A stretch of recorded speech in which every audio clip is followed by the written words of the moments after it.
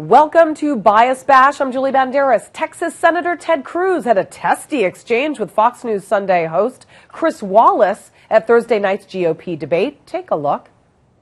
Chris, I would note that the last four questions have been Rand, please attack Ted. Marco, please attack Ted. Chris, please attack Ted. Jeb, please attack Ted. Let me just say this. It is a debate, sir. Well, no, a debate actually is a policy issue, but I will say this, gosh, if you guys ask one more mean question, I may have to leave the stage. Now, that threat to leave the stage most likely was a jab at Republican rival Donald Trump, who chose not to participate in the debate over moderator Megyn Kelly. But has it become common practice for candidates to paint the media as unfair? Here now with reaction is Pulitzer Prize winning investigative reporter and Fox News contributor Judy Miller. Welcome, Judy. Hi, Judy. Yes, I believe the media is unfair. Yes, I believe the media is biased. But when it comes to these debates, you were up there to handle the tough questions. Ted Cruz has attacked Donald Trump for complaining about not handling tough questions. And then last night, what does he do?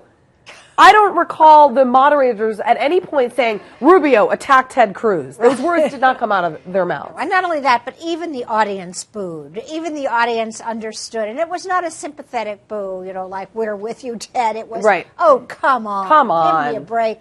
I mean, if anything, people are watching for the debate. They are watching for the back and forth. That's what makes it exciting. And it managed to be exciting even without the presence of His Eminence, Donald Trump. I mean, Donald Trump was doing something being covered by CNN and MSNBC that was so boring that I don't know how even he could stand it. But the debate itself was interesting. But look, let's talk about the media. The media are plural, and they are the dog that every candidate likes to kick. The problem is we're the watchdogs, and without us, you can't run a democracy.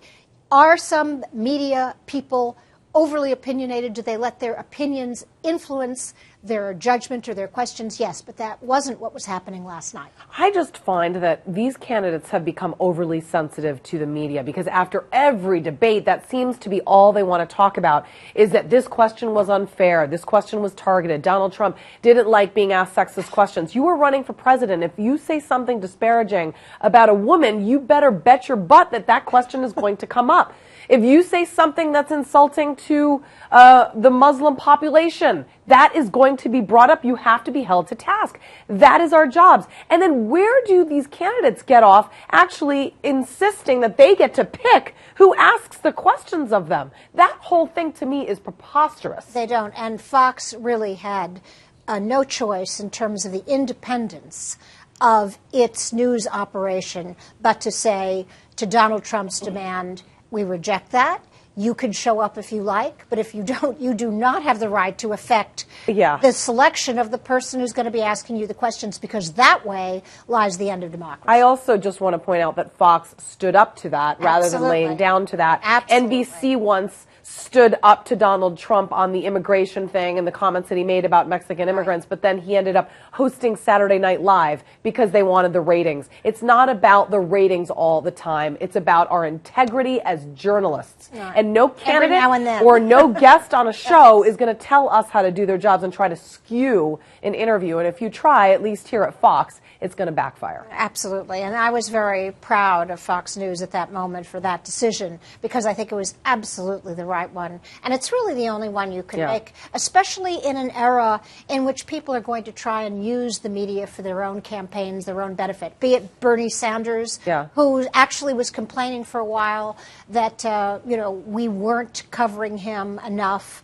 And by the way, he had a point, even though 36% of the public self-identify as conservatives and only 6% of reporters do. Basically, the Bernie message was not getting through. But now that we are covering him and taking that candidacy seriously, he's still complaining. People are still complaining that we're driving the momentum away from Hillary Clinton. Yeah, the DNC. Try having a debate on Fox and not fearing having a debate on Fox, and then maybe we'll have that discussion. That's a whole nother segment. Absolutely. All right, Judy Miller, thank you very much. Thank you very much. And to hear more media analysis on the week's top headlines, catch Media Buzz with Howard Kurtz, Sundays at 11 a.m. Eastern and again 5 p.m. Eastern on the Fox News Channel. I'm Julie Banderas. Thanks for watching, everyone.